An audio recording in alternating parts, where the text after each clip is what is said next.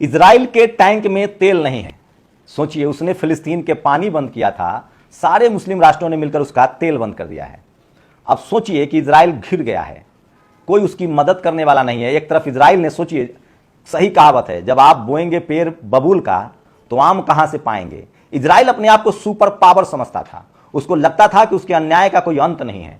उसको लगता था कि उसके इशारे पर दुनिया नाचती है, क्योंकि उसका जो बाप बैठा है वो अमेरिका है। उसने पूरे फिलिस्तीन को कांटों से घेर दिया, दीवारों से घेर दिया, और नतीजा यह है कि वही दीवार, वही कांटे उसके जी के जंजाल बन गए हैं। उसके टैंक में अब तेल नहीं है।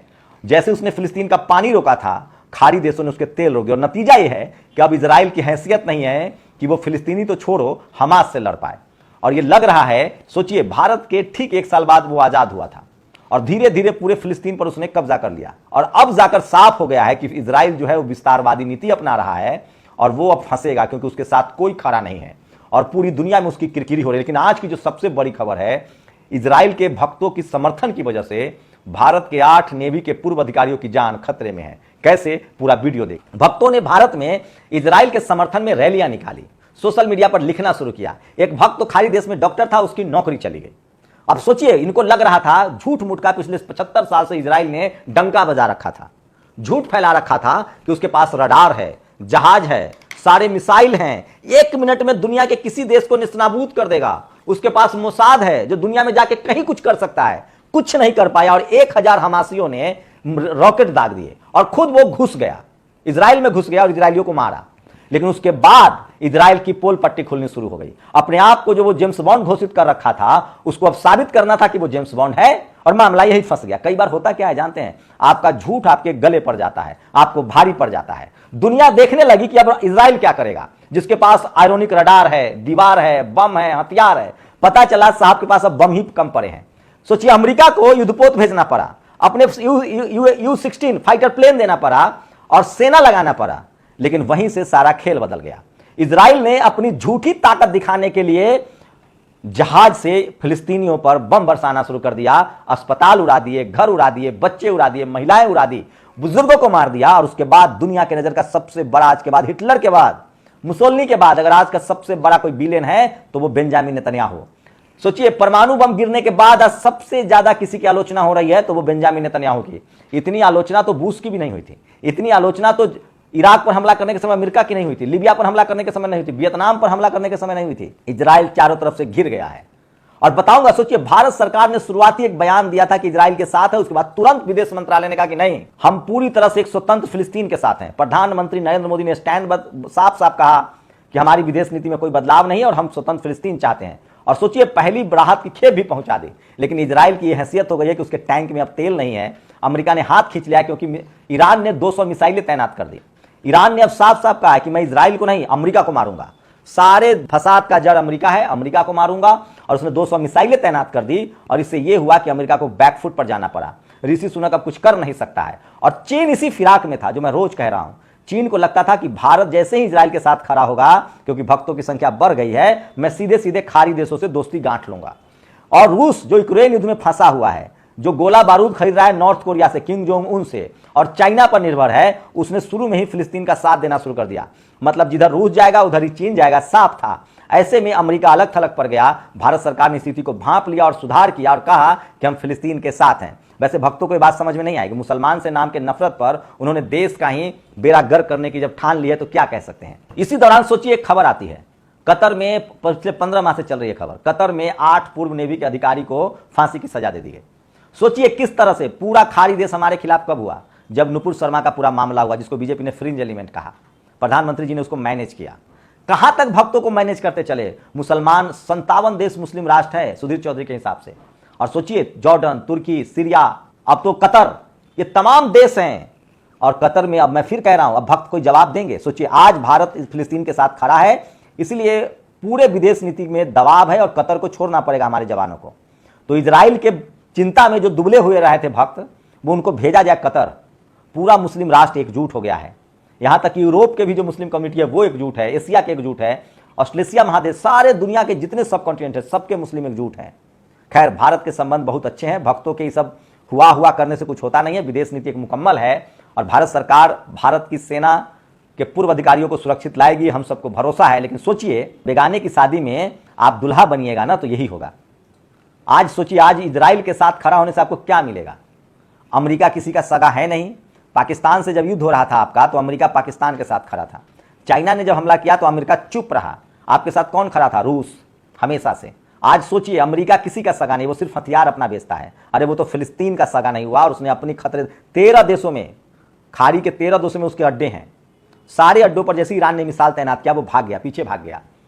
ऋषि सुनक और जो बिडेन बड़ा कुत्ते हुए आए थे। और सोचिए, भारत में आज दिल्ली में प्रदर्शन हुआ, टुकड़े टुकड़े में मुस्लिम समाज के लोग आए, फिलिस्तीन के पक्ष में प्रदर्शन किया। और देखिए किस तरह की तस्वीरें हैं, ये वीडियो हैं। प्रदर्शनकारियों से ज़्यादा पैरामिलिट्री फोर्सेज और दिल्ली पुलिस के जवान थे, और उनको सबको डिटेन किया गया। जबकि दुनिया के जितने डेमोक्रेटिक कंट्री हैं, जहाँ जहाँ राजतंत्र भी है, वहाँ भी फिलिस्तीन के पक्ष में प्रदर्शन हो रहा है, क्योंकि मानवता को बचाने की लड़ाई है, इंसानियत को बचाने की लड़ाई है।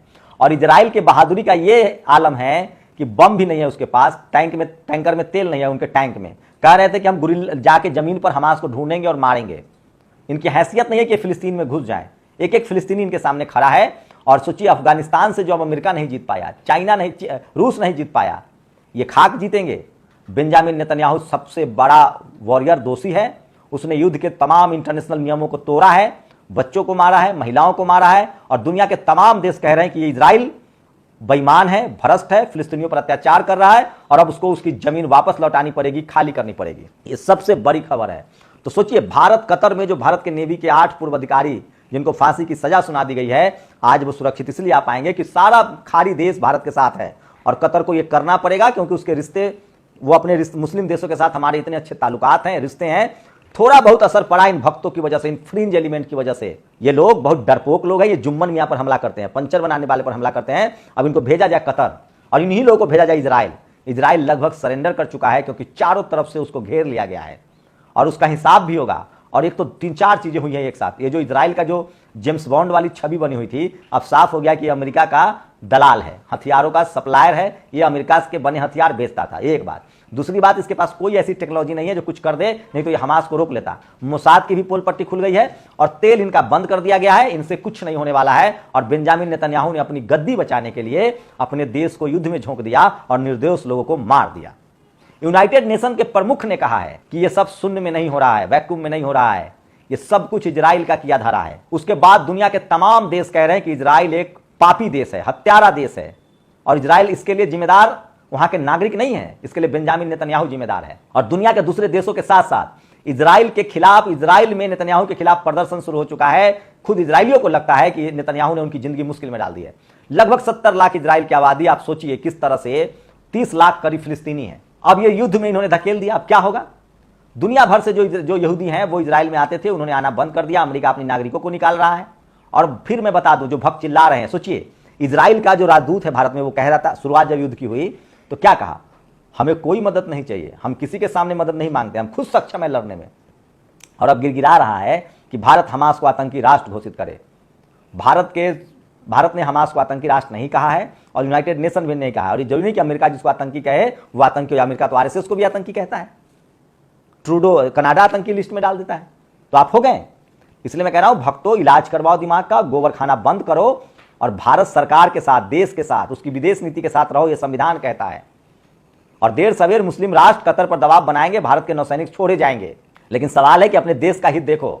भारत के लोग खाड़ी देशों में काम करते हैं, इजराइल में बहुत कम काम करते हैं। इजराइल संदेहास्पद देश है, वो किसी का सगा नहीं, वो हथियार का सप्लायर है। दोस्ती आता नहीं है उसको निभाना। दुनिया में एक ही दोस्त है उसका, अमेरिका और इंग्लैंड, और उसने भी मौका पड़ने पर उसका साथ छोड़ दिया है। तेल के बगैर उसके टैंक कुछ कर नहीं पा रहे हैं। और अब नतीजा ये हो गया है कि अब फिलिस्तीन को उनकी जमीन भी मिलेगी, इजराइल को वो दीवार भी तोड़ना पड़ेगा, और बेंजामिन नेतन्याहू चुनाव ही नहीं हारेगा, उसको तो इंटरनेशनल कोर्ट में सजा भी होगी। और सबसे बड़ी बात है, पूरी दुनिया के अमन पसंद लोग और मुस्लिम समाज के लोग इसके बाद एकजुट हो गए हैं। देखिए किस तरह से भारत में आज देश की राजधानी दिल्ली के संसद भवन के पास फिलिस्तीन के लिए लोगों ने धरना दिया, और जितने धरना करने वाले थे उससे ज्यादा पुलिस था, डिटेन किया गया। लेकिन दुनिया भर में आवाजें उठ रही है, लोग सजग हो रहे हैं, जागरूक हो रहे हैं। लेकिन भक्त कब समझेंगे वो नहीं पता। और भक्तों की इसी फ्रिंज एलिमेंट की वजह से, नुपुर शर्मा जैसे लोगों की वजह से खाड़ी देशों से हमारे रिश्ते में कुछ करवाहट हुआ था। लेकिन देर सवेर ही सही प्रधानमंत्री जी ने सबको साध लिया, ठीक कर लिया, ये अच्छी बात है। लेकिन इजराइल की पूरी पोल पट्टी खुल गई है, और इजराइल कोई मजबूत देश नहीं है, इजराइल कोई आधुनिक टेक्नोलॉजी वाला देश नहीं है। चाइना के सामने और रूस के सामने उसकी घिग्गी बन गई है। और इस पूरे युद्ध में चाइना ने जो मंसूबा पाल रखा था कि भारत जैसे इजराइल के साथ जाएगा, खाड़ी देशों के साथ हम संबंध अच्छा कर लेंगे, लेकिन भारत ने ऐसा नहीं किया और भारत के साथ अभी भी खाड़ी देशों के साथ अच्छे संबंध हैं और भक्तों का तो कोई इलाज नहीं है। भक्तों को लगता था कि जैसे दलित, पिछड़े, आदिवासी किसानों पर अत्याचार करते आ रहे हैं और कोई कहने वाला नहीं, क्योंकि दुनिया में कोई देश है नहीं हिंदू देश दूसरा जहां दलित, पिछड़े, आदिवासी हो। हाँ, बुद्धिस्ट देश है, लेकिन भारत का दलित, पिछड़ा, आदिवासी किसान बुद्धिस्ट बना नहीं। इन्होंने हिंदू बनाकर जाति के नाम पर इन पर अत्याचार किया, 2000 साल तक कोई बोलने वाला नहीं था। अब इन्होंने मुसलमानों पर अत्याचार शुरू किया। मुसलमानों, सोचिए एशिया में तो 60 मुस्लिम कंट्री है, भक्तों को कुछ सूझ नहीं रहा है।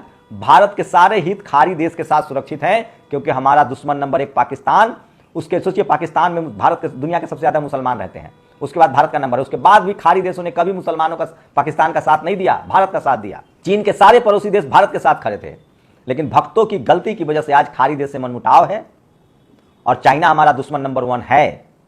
और उसकी विस्तारवादी नीति से आप तभी पार पाएंगे जब एशिया के सारे देश आपके साथ खड़े रहें, क्योंकि एशिया का कोई भी देश नहीं चाहता है कि चाइना की जो विस्तारवादी नीति है वो रुके। तो इजराइल और फिलिस्तीन के युद्ध ने बहुत कुछ साफ कर दिया है और सबसे बड़ी बात है कि इजराइल को अपने घर नहीं लौटना पड़ेगा। फिलिस्तीन के जो उसने कब्जा की है जमीन, 1-1 इंच उसको जमीन लौटानी पड़ेगी और ये बात अब तय होगा। और इसकी वजह है सोशल मीडिया। सोचिए, जैसे भारत की मनुवादी मीडिया जातीय अत्याचार को नहीं दिखाता है, यहाँ एक ही जाति के, एक ही धर्म के पत्रकार हैं और उसी जाति और उसी धर्म को बचाने की वो लड़ाई लड़ता रहता है, चाहे चुनाव हो चाहे कुछ भी हो।